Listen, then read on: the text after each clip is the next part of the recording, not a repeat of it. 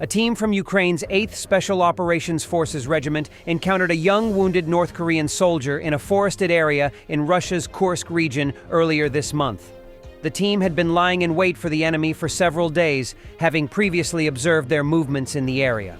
On January 9, the Ukrainians made their way through a minefield and set up an ambush, according to a new report by the Wall Street Journal. When the DPRK squad appeared, the SSO troops engaged them, forcing the North to produce a hand grenade which he waved in the air. There have been numerous reports that DPRK soldiers have been ordered not to surrender, along with instances of some wounded soldiers being killed by their comrades to prevent their capture, and others killing themselves rather than allowing themselves to be captured. Part of the Ukrainian team's remit had been to try and take a North Korean prisoner, both for operational intelligence purposes, but also to definitively prove that troops from Pyongyang were fighting for Russia.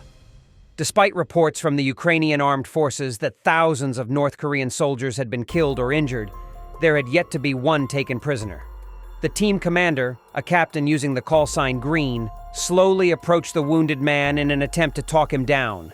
Initially using some phrases of Korean he had no doubt warned of the presence of Ukrainian troops by the retreating North Koreans, started to bombard the area. Fortunately, the team managed to take shelter in the basement of a nearby building before taking advantage of a pause in the barrage to transfer the prisoner to a vehicle that was able to evacuate him from the area. This prisoner was one of 2 captured in the Kursk region as reported by Kyiv Post on January.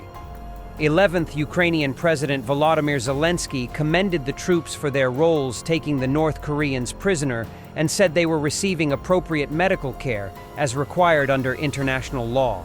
He added that he had given directions that journalists should have access to these prisoners. The world must see what is happening. A spokesperson for Ukraine's security service said that the capture of the prisoners was irrefutable evidence of DPRK's participation in Russia's war against Ukraine, despite denials by Pyongyang. A South Korean official cited by the WSJ said Ukraine's forces took great risks in trying to capture North Koreans on the battlefield, as they preferred death to captivity. DPRK troops having been ordered not to allow themselves to be captured and may blow themselves up with grenades or slit their own wrists. The source said that Russia and North Korea were doing everything they could to hide the number of North Koreans who are being killed and injured fighting Putin's war. The drone operators of the Rubizh National Guard Brigade eliminated an enemy assault group. The enemy tried to approach the positions of the defense forces with a small assault group under the cover of darkness, but was timely detected by the aerial reconnaissance of the 4th Freedom Force Battalion, which operated in this area.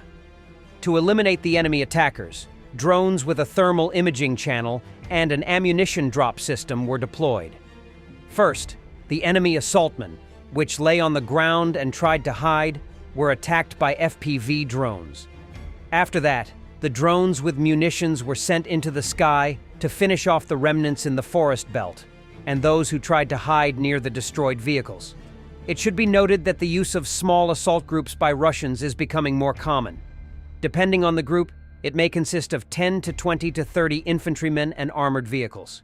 Using the terrain and forest belts, they try to get close to the positions of Ukrainian defenders. Earlier, Militarny reported that the tankers of the 28th Separate Mechanized Brigade had shot at an enemy assault group at close range in the Toretsk direction. During this attempted assault, the Russian military tried to attack the position of adjacent units in a building in the old industrial zone. Under the cover of fog, the enemy managed to get inside. First, the enemy assaultmen, which lay on the ground and tried to hide, were attacked by FPV drones. After that, the drones with munitions were sent into the sky to finish off the remnants in the forest belt and those who tried to hide near the destroyed vehicles. It should be noted that the use of small assault groups by Russians is becoming more common. Depending on the group, it may consist of 10 to 20 to 30 infantrymen and armored vehicles. Using the terrain and forest belts, they try to get close to the positions of Ukrainian defenders.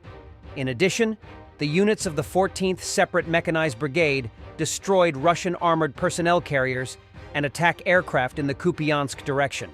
The enemy also engaged an assault group consisting of 2 armored personnel carriers and about 20 attack aircraft. During the assault, 1 armored personnel carrier was hit while still moving before the assault vehicles could gather. The UK is considering setting up military bases in Ukraine, according to a new agreement marking a 100-year partnership signed between the 2 countries. The details were shared in a document published by the British government on January 16, following British Prime Minister Keir Starmer's visit to Kyiv.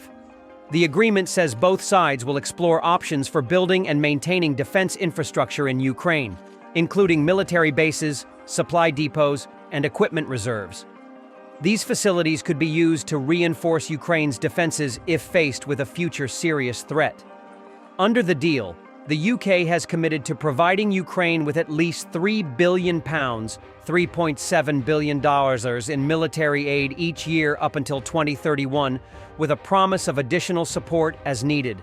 There was also a classified section of the agreement that Ukrainian President Volodymyr Zelensky hinted at. According to Zelensky, this includes strategies to boost Ukraine's future stability and development.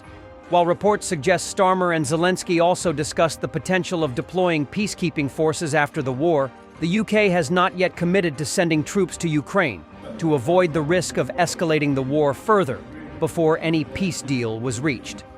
During his visit, Starmer announced new military support, including artillery and the Gravehawk mobile air defense system. He promised that the UK would provide even more aid in 2025 than it has in the past. Thanks for watching, and don't forget to subscribe. Also, if you want to support Warthog Defense, please become our member and get early access to new videos, exclusive members-only videos, and become administrator in comment section. The membership link is in the description.